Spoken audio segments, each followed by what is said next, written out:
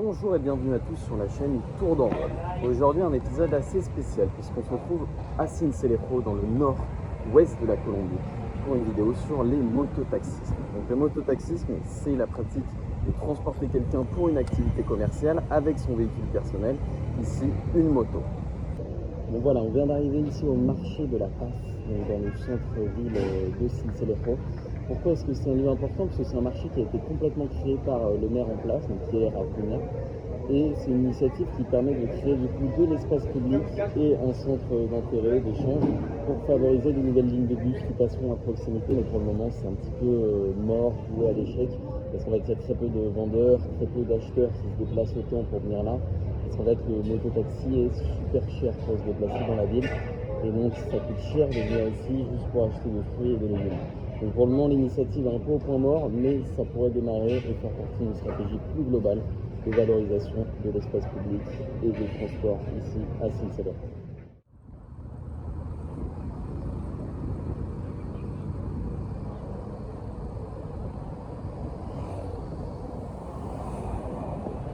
Bonjour et bienvenue, on vient d'arriver dans le centre-ville, donc le centre historique de Sincelejo.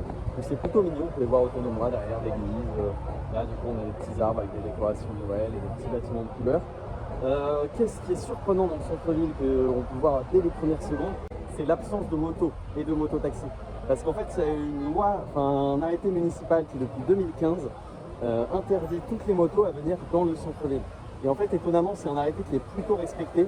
Ce qui fait qu'aujourd'hui, c'est beaucoup plus agréable de se balader dans le centre-ville, il y a aussi beaucoup moins de pollution. Mais le problème qu'on verra tout à l'heure, c'est que du coup, les motos se concentrent sur les artères qui rôdent ces centres-villes. Donc voilà, il y a des avantages, des inconvénients, mais c'est quand même assez intéressant de voir que c'est respecté et que c'est une mesure qui a été mise en place. On se retrouve donc aux abords de la zone de mobilité sûre, interdit aux motos. Et donc on peut voir que les mototaxis attendent vraiment en périphérie de cette zone-là, comme on peut voir ici, avec presque une invasion de l'espace public qu'on voyait beaucoup mieux tout à l'heure. Je vous mettrai des photos avec les motos qui attendent en bordure. Chaque petit coup de klaxon que vous entendez là, c'est un mototaxi qui a de la place et qui veut prendre quelqu'un. Donc c'est vraiment une frontière invisible qu'on peut voir ici avec les motos qui sont obligées de faire demi-tour. Et là par exemple la moto que vous voyez au-dessus, elle est en zone illégale. Si elle se fait attraper, 30 jours d'immobilisation du véhicule et 350 € d'amende. Ça fait quand même cher l'infraction. C'est un autre fait important, on peut voir que le port du casque est globalement négligé comme sur la moto de devant ou alors mal porté comme sur la moto juste derrière elle, et qu'ils sont en moyenne entre 2 et 3 personnes par moto. Regardez, c'est impressionnant ça.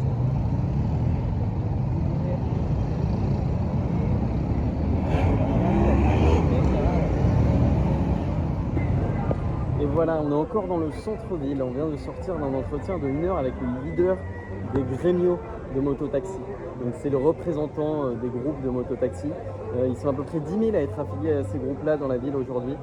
Et donc ils sont tous organisés, ils ont des rendez-vous mensuels avec le maire. Et en fait le nouveau maire en place, Pierre Acuña, qui est arrivé en poste le 1er janvier 2024, est en train de pas mal réformer tout ce système-là. Donc c'est ce que je vais expliquer dans le rapport que je suis en train d'écrire actuellement.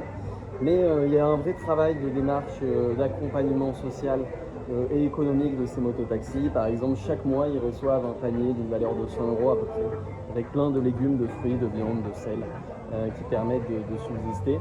Et donc, il y a une vraie volonté d'accompagnement social. Donc, je vais essayer de vous montrer ça petit à petit et de vous montrer toutes les mesures qui sont mises en place pour essayer d'accompagner l'implémentation du bus public à Sincelejo, qui va être une première. C'est la seule capitale de département de Colombie qui n'a pas de service public. Voilà, c'est quand même quelque chose assez fou à croire. Pour bien comprendre les mesures engendrées, on peut analyser ce clip vidéo où on aperçoit des vestes vertes et bleues offertes par la mairie afin de rendre plus visibles les mototaxis. Le nom du maire est présent à gauche de la veste et en haut à droite de l'écran pour bien mettre en avant la personnalisation de la réforme engagée. Chacun peut exprimer ses revendications lors de réunions mensuelles dans le théâtre municipal qui donne lieu à cette situation très spéciale. Pour comprendre comment on en est arrivé là, on va tâcher de répondre à la question suivante. Alors pourquoi est-ce qu'il y a autant de mototaxis à Sincelejo aujourd'hui? Il faut savoir qu'il y a des raisons conjoncturelles et structurelles qui s'additionnent. Jusque dans les années 80, c'était un village très prospère, Sincelejo. Et en fait, avec le drame notamment du 20 janvier 1980, donc là où il y a eu toute une tribune d'un stade de course de taureaux qui s'est effondré, ça a donné lieu à un traumatisme énorme. Et en fait, il y a beaucoup d'entreprises à ce moment-là qui ont quitté Sincelejo parce qu'il y avait un manque d'entretien, d'infrastructures de manière générale. Et en fait, ça a sombré dans la pauvreté. Lié à ça, il y a eu plusieurs choses. Il y a eu l'essor de la moto dans les années 2000, beaucoup de migrations de hauts conflits armés, notamment du nord-est du département du Sucre, qui sont venus à Sincelejo. Et donc, il y a eu beaucoup de chômage d'un coup. Et quand vous avez beaucoup de chômage et peu de plans de mobilité, beaucoup de nouveaux quartiers informels d'invasion, vous avez le mototaxisme qui se développe. Et petit à petit, il s'est organisé en accord entre les quartiers, etc. Et donc, ça fait que le prix du mototaxisme est devenu très cher pour la population locale aussi. Et en fait, qui devient mototaxista aujourd'hui? Globalement, c'est des hommes sans diplôme, qui sont plutôt jeunes, mais encore ça va jusqu'à 45 ans, 50 ans, et qui viennent pour la plupart de villages aux alentours. Et donc toute la difficulté aujourd'hui pour la mairie et pour l'opérateur qui s'appelle Metro Sabanas, c'est de réussir à formaliser, à identifier et à essayer de légaliser ces transporteurs informels, mais en priorisant bien sûr ceux qui habitent et ceux qui travaillent à Sincelejo. Et là, on est actuellement dans le centre-ville et on peut voir qu'il y a des chemins qui sont desservis du coup par des bus. Donc c'est un projet pilote qui a été mis en place il y a quelques semaines maintenant et qui a comme objectif de reprendre le contrôle de la ville par les pouvoirs publics, mais c'est loin d'être fait. Et voilà, on se retrouve maintenant au niveau du terminal de bus.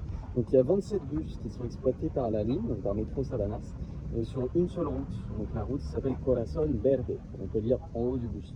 Donc c'est ce qu'on appelle un projet pilote, c'est-à-dire que l'objectif c'est de faire une route, de voir combien est-ce qu'il y a de personnes qui empruntent la route.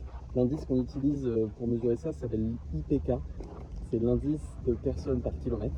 Et s'il y a un indice plus élevé que 2 personnes par kilomètre, alors on peut implémenter la ligne.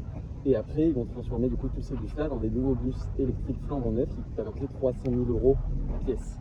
Donc là, on est sur des chiffres extravagants et c'est pour ça qu'il faut faire beaucoup d'études de demande, de tests, de phase test plutôt, pour savoir si ça vaut le coup d'implémenter ces mesures ou pas.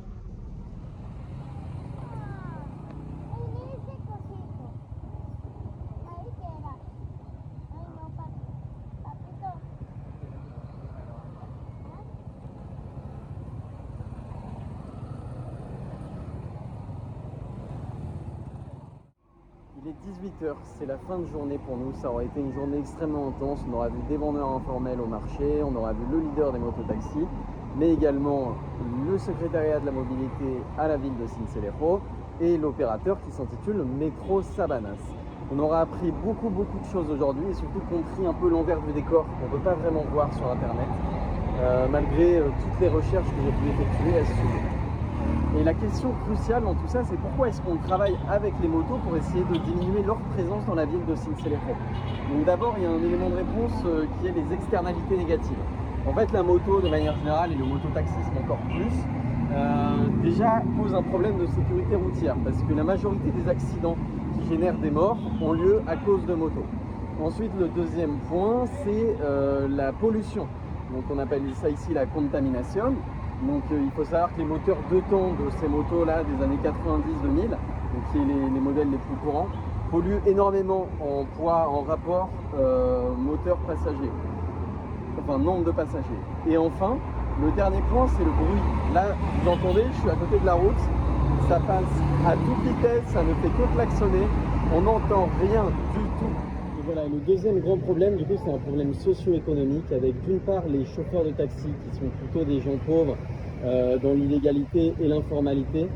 Et du coup, au lieu d'être au chômage, ils préfèrent utiliser leur temps libre pour essayer de gagner de l'argent au jour le jour. Et en fait, ça pose des vrais problèmes d'insertion dans la société, dans la vie active, au niveau par exemple des impôts ou alors de pouvoir accéder à des prêts, à des institutions, enfin bref. Ça pose tout un tas de questions.